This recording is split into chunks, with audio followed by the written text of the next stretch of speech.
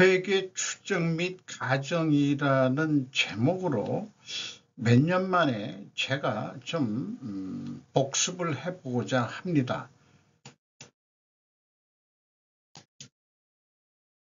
추정, 영어로 estimation, 가정, assumption, 이렇게 이제 표현을 해볼 수 있겠는데요. 사전 등을 통해 가지고 추정이라는 것과 가정이라는 것에 대한 용어 정의를 좀 해볼 수 있겠습니다.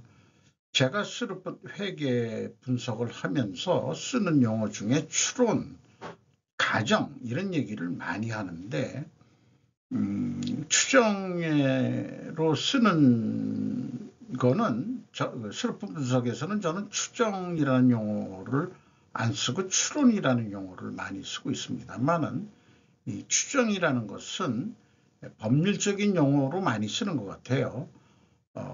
예를 들어서 무죄 추정의 원칙 이런 거죠.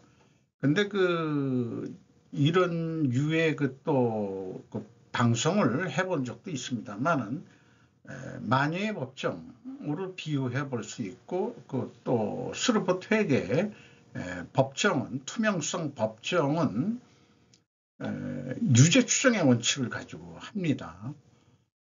안 됩니다. 일반 법원하고는 틀려서 이런 것도 좀 참고해서 좀 말씀드릴 수 있겠고요. 이 가정에 대한 국어사전에서의 용어 중에 두 번째 게 이제 제가 좀 관심이 있는 건데 철학 결론에 앞서 논리의 근거로 어떤 조건이나 전제를 내세움 또는 그 조건이나 전제 이렇게 표현하고 있습니다. 그래서 저는 이 스르프 회계가 또 일반 회계도 그렇습니다만은 상관관계에서보다는 인과관계, 원인과 결과관계에서의 원인 가정의 가치를 저는 좀 추구하고 싶습니다.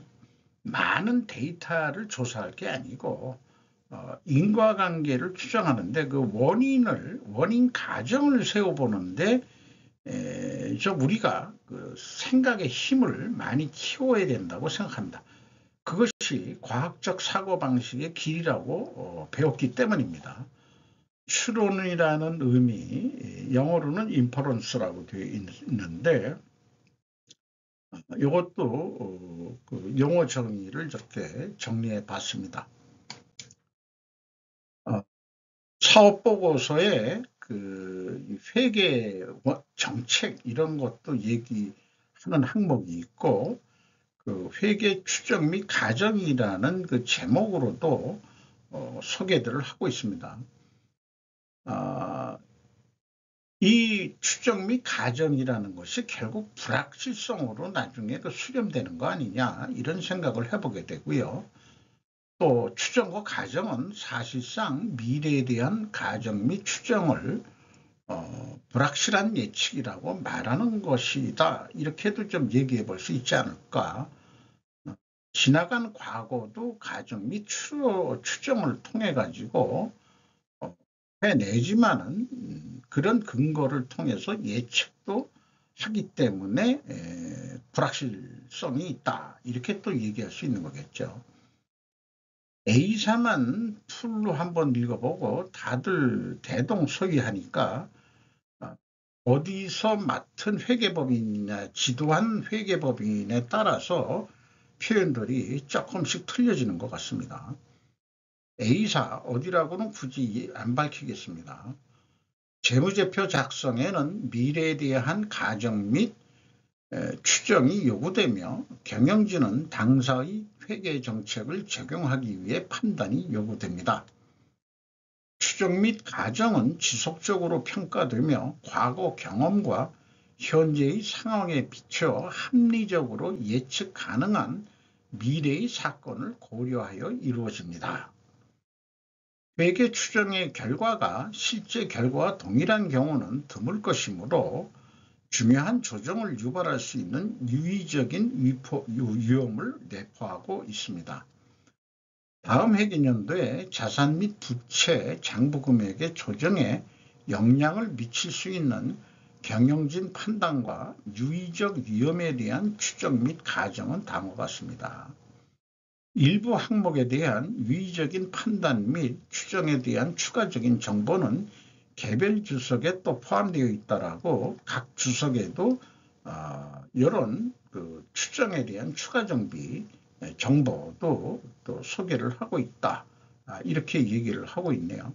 그래서 예로서 법인세, 금융상품의 공정가치, 금융자산의 손상, 종속관계 기업 투자 손상 차손, 순확정급여, 부채, 리스 등을 주요한 그런 추정 가정 및 추정의 영역으로 소개를 하고 있습니다. 이 사안은 다른 거는 다 비슷한데 이 회사 성격에 따라서 조금씩 더 추가되는 게 있네요. 국제 공동사업권 손상 차손, 건설 계약 이게 뭐 원가인가 뭐 그렇습니다.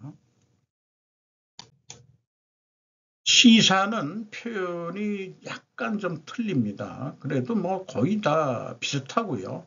미래에 대한 추정치와 가정의 사용, 추정과 가정, 요거 계속해서 똑같은 얘기들이고, D사도 마찬가지고 미래에 대해서 이렇게 얘기하고 가급적 합리적으로 예측하려고 노력을 한다. 그리고 실제와는 다를 수 있다. 이런 얘기고, 유의적이라는 용어들을 많이 쓰고 있습니다. 유의적 위험에 대한 추정 및 가정은 다음과 같다라고 금융상품의 공정가치, 판매 보증 충당 부채, 뭐 리스 법인세 뭐 이런 거 거기에 해당한다 이렇게 얘기를 하고 있고, 그런데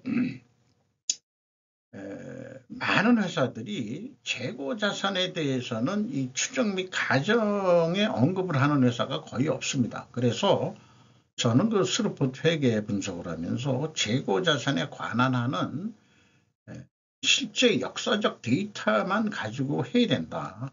따라서 재고자산 평가 손실 또는 환입 작업을 안 하는 것이 재고자산은 바람직하다라는 입장을 저는 고수하고 있습니다.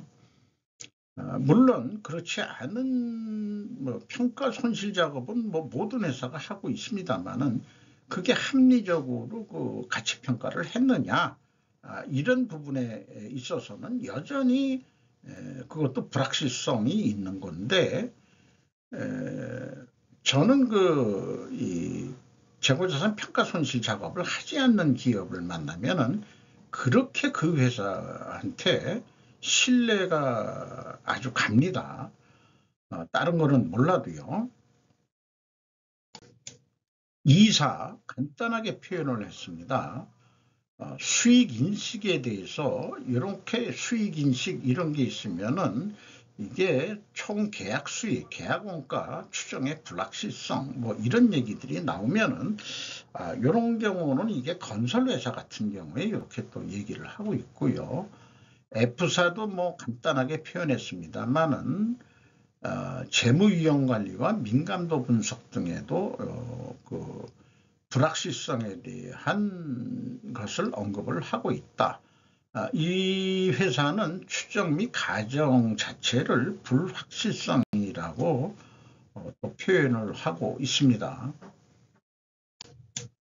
시사 얻은 거에 해당하냐 그러면은 주식 보상 기준, 개발비 손상, 연구 개발비 뭐 이런 거죠.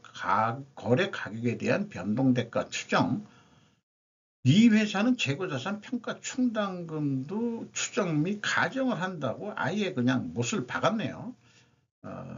여기는 제약회사입니다. 그거는 밝혀야 되겠어요. 추정 및 가정을 재고자산까지 넣는다 그러면은 이게 좀 조정 또는 조작할 가능성이 많아진다. 저는 그렇게 보는 입장입니다. 대선 충감 등도 그렇게 하냐? 영업권, 사업 결합 이런 것까지도 아예 그냥 집어넣어 가지고 자기들을 합리화하는 것 같습니다. H사 또 표현을 하고 있습니다. 거의 유사하게 근데 이제 오늘 제가 그 삼성물산을 분석을 했는데 반기 보고서입니다. 앞에 것까지는 사업 보고서, 연간 사업 보고서에 표현한 건데 반기 보고서니까 중간 재무제표 작성이라고 표현했는데 결국 이것도 다 대동소이합니다. 그런데 이 건설이 들어가기 때문에 이렇게 정의하는 게 나옵니다. 총 계약 수익 추정의 불확실성, 공사 지연에 따른 총 계약 수익 추정의 불확실성, 추정 총 계약 원가 추정의 불확실성. 정한 불확실성이 그렇게 많은, 그러니까 매출 확정이 불확실한 금액이다. 이렇게 얘기를 하는 거예요.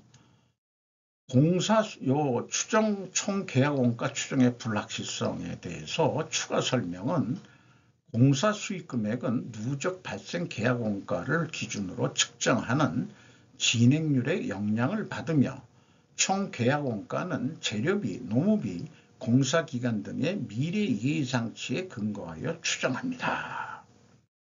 이게 회계 기준들이 만들어진 게 너무 추정과 가정을 너무 범람시키는 그런 회계 기준들이 많지 않은가, 그런 생각을 지울 수가 없네요. 불확실성으로 점철된 건설공사 회계 데이터를 분석한다고 한들 분석도 불확실성은 전가될 수밖에 없는 거 아니냐. 그래서 분석을 해가지고 제가 재고자산 매출원가 회계, 분식회계 개연성 가정이 있다. 가정을 세운다. 이런 요구를 하면은 네가 뭔데 회계 전문가도 아닌데 분식회계 운동을 하느냐. 이따위 그 의견을 내는 사람들이 있는데 이런 거 아니냐 이거예요. 그러니까 제가 분식회계 했다고 단정하진 않습니다. 저 역시도 그런 데이터를 가지고 분석을 했기 때문에 분식회계 개연성이 있다. 이렇게 가정을 한다. 이렇게 얘기를 하고 있는 거죠. 좀 알아들었으면 좋겠어요. 그러나 스루풋 손익 산출은 손익 진실치에 더 근접할 수 있다라고 저는 믿어 의심치 않습니다. 따라서 이게 회계 손익은 지속적으로 제가 편집적으로 얘기하는 겁니다만은 이제 뉴 신세계 질서로 가야 된다. 스루풋 손익 질서로 가야 된다. 그런 차원에서 이 오늘 항목도 제가 제목을 선정해 본 것이라고 생각합니다. 그래서 매번 싱킹 브릿지 타임에서도 참고 자료로 안 없애고 있는 건데 충분 조건 논리로 칼 포포옹의 반증주의를 이렇게 도표로 표현을 해본 겁니다.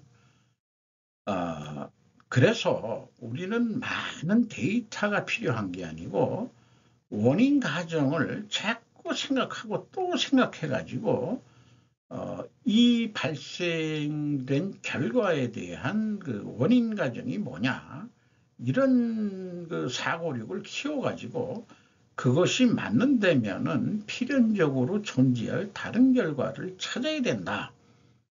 이렇게 되는 것이 과학적 사고방식의 길이라고 과학 철학자 칼 포포옹은 가르쳐주고 있습니다. 이것을 제약이론 창시자인 골드랩 박사는 이렇게 표현하고 있죠. 결과 원인 결과라고 표현하고 있습니다. 코잘리티라는 용어를 안 써요. 인과관계라고. 이펙트 코즈 이펙트라고 굳이 이렇게 표현을 하고 있는 게 칼 포퐁의 반증주의하고 이게 같은 의미가 되겠습니다. 이상 회계의 추정과 가정에 대해서 복습을 해봤습니다.